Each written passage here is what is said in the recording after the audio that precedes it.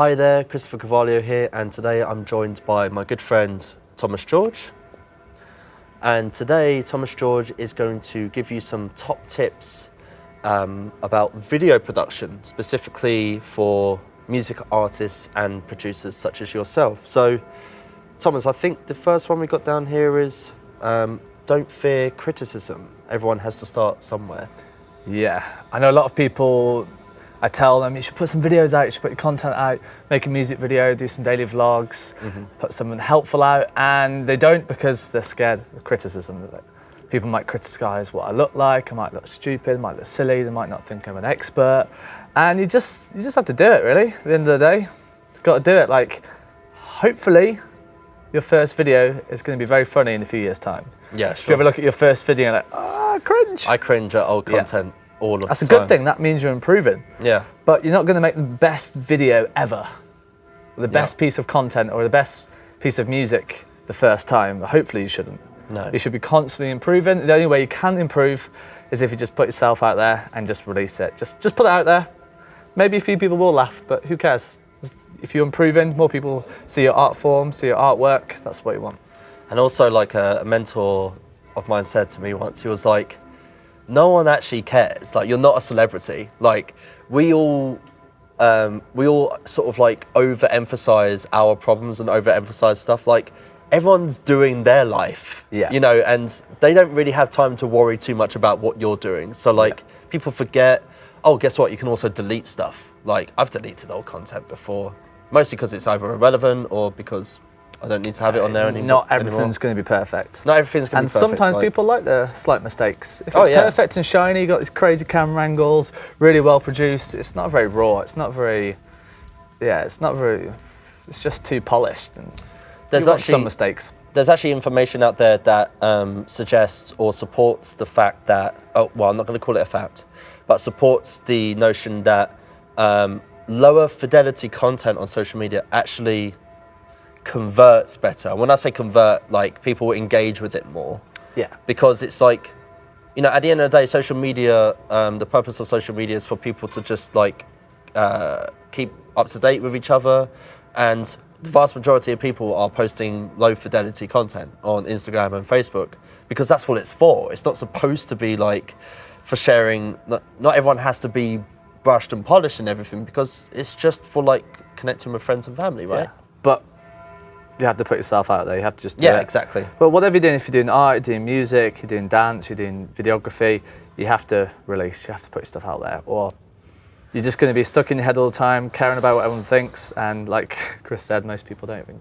Most people don't actually care. Don't really care. They're in their own little world, their own little bubble. But your piece of music or art might put them in a good mood. Like a piece of art could, like your art could save someone's life. Day. Yeah, it could do. Like, it could have got them through that day, and that day could have resulted otherwise in something really bad. Like, you know, that can happen. I mean, you know, if I told you that 99 out of 100, 99 people thought this video was silly, but that one person, it changed their life and made their life better, what would you focus on, really? You focus on the one that you actually made an impact on, right? But unless you put yourself out there, unless you actually do it, it's not going to happen. Yeah, I mean, the only guarantee is if you don't do anything, nothing will happen. That's the only guarantee, you know? But yeah, who cares if you look silly? Like right now, there's people behind us. We're talking to a camera in the middle of, where are we? Heilbronn in Germany. Yeah. It's kind of weird talking to a camera. Yeah. But one person at least likes this video, it's worth it. Exactly. Yeah, exactly. So tip number 2 is start with what you've got. So could you elaborate on that, please, Thomas? Yeah, if you're new to making video to kind of promote your art, music, business, whatever it is, don't go out there and buy loads of camera gear and microphones and all that stuff, because you're going to stress yourself out and you probably won't even release anything. Just get your iPhone out or whatever, start filming, start releasing stuff, make content for your audience, because if you're stressing yourself out of equipment straight away, you're probably not even going to use it really. Maybe making videos isn't for you. It's not for everyone. If you're going to spend £10,000 on camera equipment, it might be a bit of a waste, but maybe it's not. But I reckon just start off with your iPhone. You can always buy stuff later on and just improve from there. Gradual improvement, because you're going to get overwhelmed if you have to use like this kind of camera gear we're using now. It can get overwhelming. Yeah, what's more important is that you actually just get into the habit of making content, right? The most important thing is the story. Yeah, the story, the content itself, actually, indeed. Okay, so tip number 3 is to have a dedicated space or a setup, I suppose. Yeah, if you just want to make, well, if you want to make content, you want to make stuff fast, efficiently, messing around with little microphones and cameras and stands can really kind of get your head out of the correct space. And if you've got a dedicated space, ideally in your house, you can just boom, hit record, boom, and go. Yeah, ideally when you have an idea and you're in that flow state, you want to be fully right-brained in that moment and stay in it and just execute on the idea as quick as possible and minimize any friction. Even though we are in Germany, by a fountain, in public, this isn't our dedicated space. However, it probably would be a lot easier and quicker if we just had one dedicated space and film there, and especially if you're brand new to this, especially you're new, the less stress, the better. Because we've done live streams before, and just before we're about to go live, the mic doesn't work, or like the camera doesn't work, because we're not used to it. We're trying something else, we're going on location. But if you've got your dedicated space, you know what works, you know what equipment to use, it just makes life a lot easier. Yeah, you just want no interruptions, pure flow state, pure creativity, and execute on it. And then when you're a bit more used to it, you can go to Germany or wherever to film some little videos. But I'd recommend just starting off in your home and just, film with what you got and just create some content. Cool. So tip number 4 is upgrade when you're ready to upgrade your gear. You know, not any sooner than that, but when you are ready, start making those investments, I suppose. Yeah, you don't have to be crazy and spend a lot of money. There's simple things you can do. The new iPhone, for example, has a great camera. You can use that. You can use like a Joby stand, one of these little bendy stands. Put iPhones, put your iPhone on there. There's little microphones you can use, like the ones we're using now, like little clip-on lav mics. This one actually records to the SD card, so you don't have any any problems like that. I'll put the description below the equipment, and you can get little ring lights. Like, you don't have to spend a lot of money. You can use your phone, a little clip-on mic, and a ring light. It's not going to cost you that much. And then when you feel a bit more comfortable, maybe you could get a DSLR or a mirrorless camera or like different types of microphones and stuff. But only when you're ready, just gradual improvement. But by then, you should know why you're buying that equipment. Yeah, by know then, how it's going to improve the content. Yeah, you want to kind of return an investment on your equipment as well. You want to get more people to hopefully buy your music or artwork or whatever it is, or you just spend a lot of money for the sake of it, unless it's a really big passion of yours. Yeah, and just make sure that you are definitely going to get a return on investment. Don't do it after the first video, but maybe after the 50th or something. If you're doing it professionally or semi-professionally, then maybe you can upgrade your gear. Yeah. What I don't recommend doing is taking a loan out from the bank and buying loads of gear and equipment. Don't do that. No. So tip number 5 is actually about good audio and good lighting. I suppose as opposed to upgrading the camera, you should upgrade actually what goes into the camera and what goes into the microphone, the setting of it, I suppose. Loads of people, I see it all the time, they focus on the camera instead of the audio, instead of the lighting. They've got this great camera, but it sounds awful. I'm like, how much you spend on that camera? Like $5,000. How much you spend on the microphone? I use the one built in on the camera. I'm like, why didn't you spend, I don't know, half the price on the camera and buy some really good audio gear and some good lighting gear and make it so much better? It's like in the audio world, don't just buy the best speakers, treat your room and then buy some decent speakers. Or maybe it's not the microphone, maybe you just need to be a better performer. You need to go out and get some gigs and just really, or get some vocal coaching or something like that. Those incremental upgrades to your performance might actually pan out to be better than incremental upgrades to the microphone that you're singing into, if that makes sense. Yeah, like idea, I said before, these smartphones got good cameras. Yeah, absolutely. Yeah, absolutely. But the audio is not so great on there. No, sure. I do recommend having a separate microphone, and you can get natural lighting like this, which can work. But if you're in don't really recommend these kind of areas for recording normally, because a lot more stuff to go wrong. People can walk past, it can be noisy, it could go dark, it could rain. If you're at home, you want a good lighting setup, good audio, And a separate microphone. Don't just rely on the microphone built in on the camera, because that's only really there so you can sync and post. It's not really for, to record your audio. Better audio is actually better video. Like, if you improve the audio, it almost creates a perception of the video being better, you know, because it's more of a subconscious thing, you know. That's why big film studios invest very heavily into the sound design, very heavily into audio. I'm gonna push the next tip now. Tip number 6: mix your audio. Know how to mix, because you might have a good microphone, a good camera, but if you just use default settings and you don't know how to mix audio, even simple things like get the right gain level, make sure it doesn't clip, you know, like meter in. So use a limiter, get a good output level, because you hear some videos on YouTube or wherever, the audio is really quiet, everyone's really loud. You're on a consistent level. So you want to learn about like LUFS and like limiting, that kind of stuff, noise gates, EQ, compression, DSs, that kind of thing. I mean, but even simple things like making the audio consistent in volume between clips. Like so many videos on YouTube, they go from loud to quiet because of the editing process or because they had different shots. And it's just like, all you needed to do was turn that clip down or turn that clip up, just by a simple process of like the fader, you know. Because if you don't do that stuff, you're communicating to them that you can't be bothered, you know. There's loads of courses you can take about mixing audio, loads of stuff on YouTube. Just learn the simple stuff like noise gates, EQ, compression, de-essing, limiting, metering. There you go. Absolutely. I mean, like, even if you just learn the principles of that stuff, like the first 10%, that's like infinitely better than nothing. Or just listen.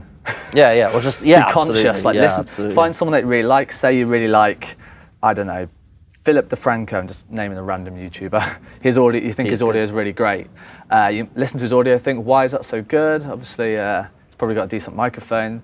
Think how it's mixed, the level of it, and you can always use that as a reference track. Try and get your audio to sound like that, or whoever you like online.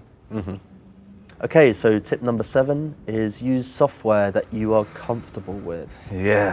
For audio and video. Like a good pair of jeans. Nice worn-in pair of jeans or comfy pair of shoes. That's how I feel with certain bits of software. Like you might hear people say, use Premiere Pro, it's better than Final Cut or whatever. Just use software you're comfortable with. In terms of video, if you're making simple videos, you don't really need any fancy tricks, unless you're doing some crazy animation. Just use what you've got and get used to that. If you use a Mac, you start with iMovie. You've got PC, start with, I don't know, what are you using PC? Windows Movie Maker, and then build your way up. Don't just jump in the deep end. Don't spend loads of money when you start with. Just use the free software and work with that. It's another one of those input-output things. Like even the editing software is only as good as the media that you put in it. You know, the stuff that that goes in. Oh, come on, the editing software. If you mix the audio in a different app, whoa.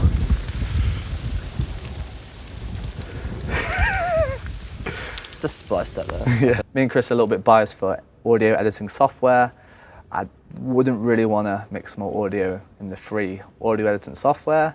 But for video, a lot of the time you're just doing cross transitions, you're just doing kind of cuts, you're just doing fades. But we're coming from an audio background. I mean, maybe if like, I might still like, if I didn't have Logic and all of that stuff or Final Cut, I might still edit the audio in GarageBand or like Audacity and then bring it in. I don't know because I use Pro software, but like just focus on the audio. If you're starting out, just get good audio at source. It's more important than the software. And you'll save yourself hours of work just by getting it. Like you're probably better off doing another take and just getting it right than 5 or 6 hours in editing. You know? I've heard a lot of, you've probably heard it as well, people send you an audio file and there's like a big fridge hum in the background. I'm like, why don't you just unplug the fridge? Simple stuff like that. Like.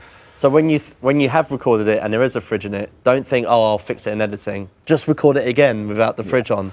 And because again, you'll save yourself when you get a little bit time. more, get a little bit more into it, you can use something like X noise or some kind of plugin that removes the sound, but don't worry about that at the start. Just film it the best you can, use the software you got, use what you're comfortable with, and you want to get in that flow state and just edit, just do it, film it, put it out there, because the last thing you want to do is spend months on a video when you could release 4 in that time if you're a bit faster, more efficient.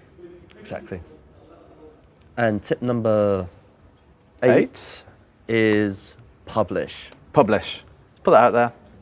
Just do it. Just do it.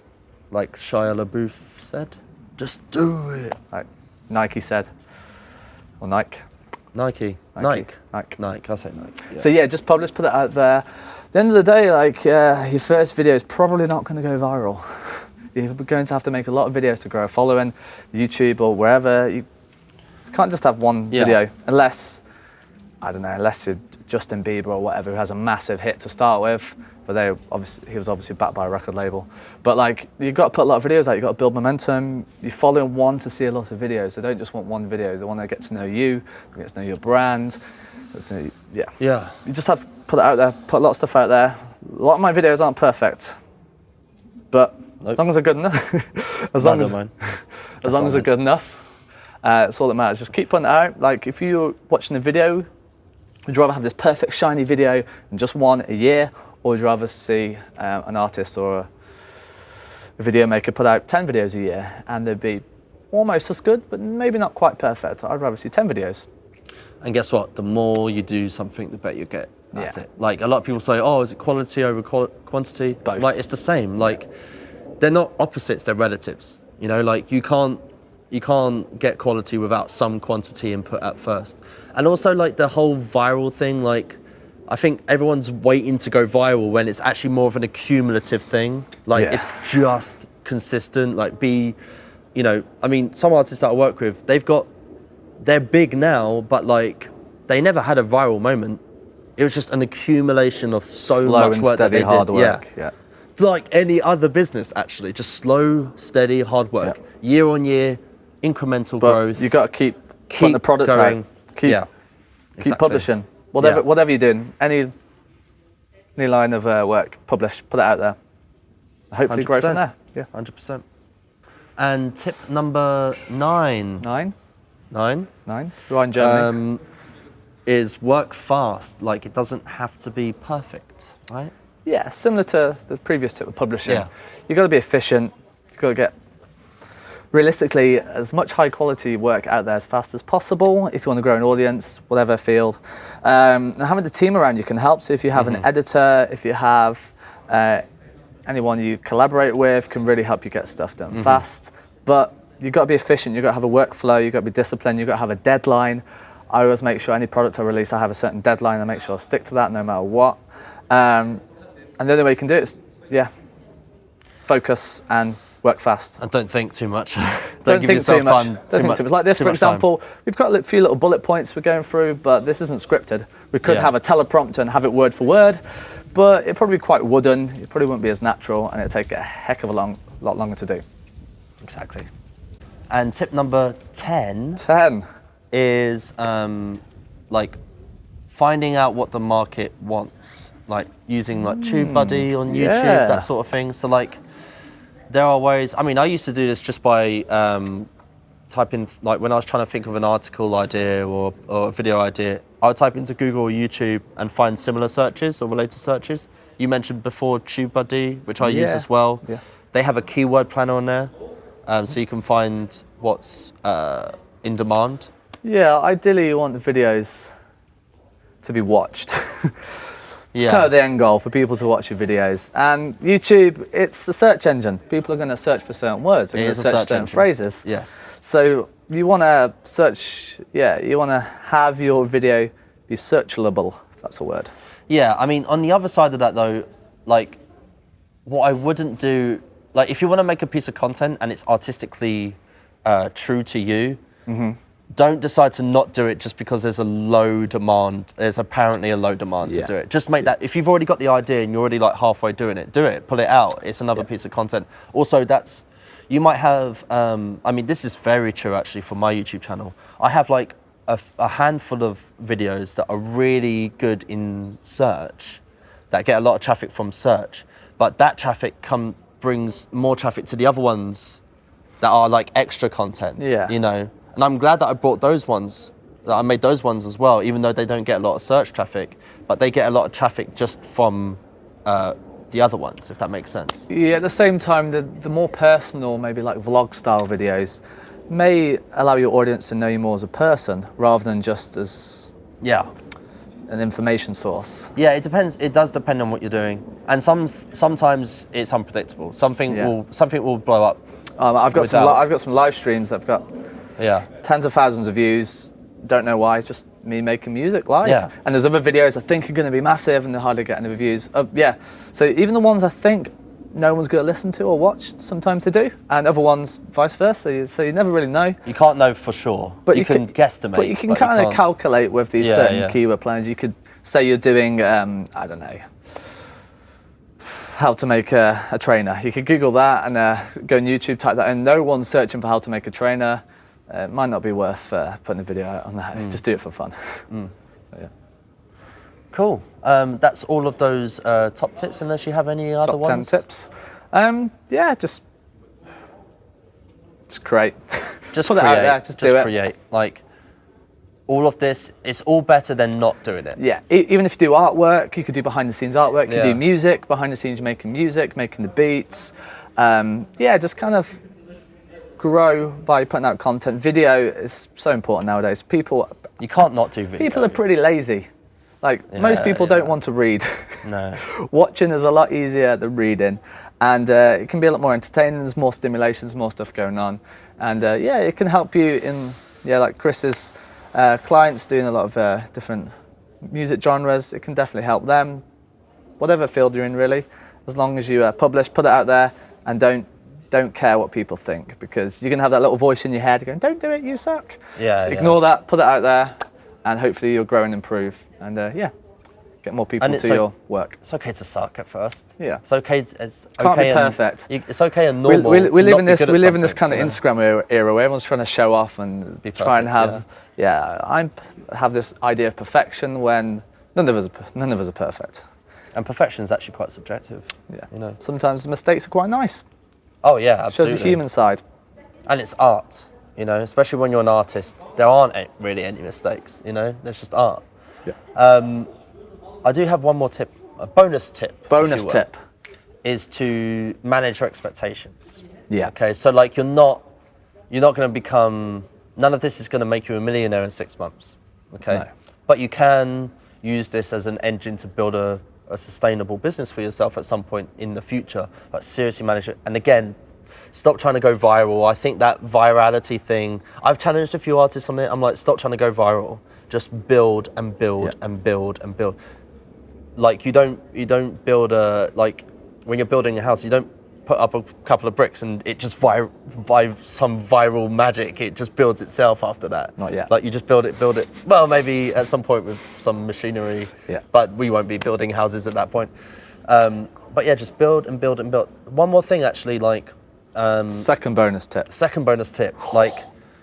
Streaming, let's call this streaming, because YouTube is streaming, video streaming, Spotify is streaming, all of this is streaming. It actually has a compounding effect. So for example, let's say I put out one video and 10 of my friends watch it. That's 10 views. What about the second video? I put out a second video, maybe 2 more people see it, right? Plus the 10, but the 2 others see the other one as well. That's compounding. Okay, got 14 now. Yeah, exactly. But it's compounding. Even if for the first 10, only 10, the same 10 saw each one, but then 2 saw the 10th one and watched all of the other ones, that's a compounding effect. Every piece of content is extra traffic for the other pieces of content as well. So the more, it's kind of like interest on the bank account, right? I don't know, we put £100 in every single year, and it's 1% interest. The added amount of money every single year actually grows exponentially because it's compounding. Yeah, right. But you need to just put the videos out. You need to do it. The more content you put out, the more chances people are going to see it. The more content that they're going to see again. So keep growing. Cool. Well, thank you for the tips, Thomas. Those are some top tips of video production for music artists and producers such as yourself. Thanks for watching.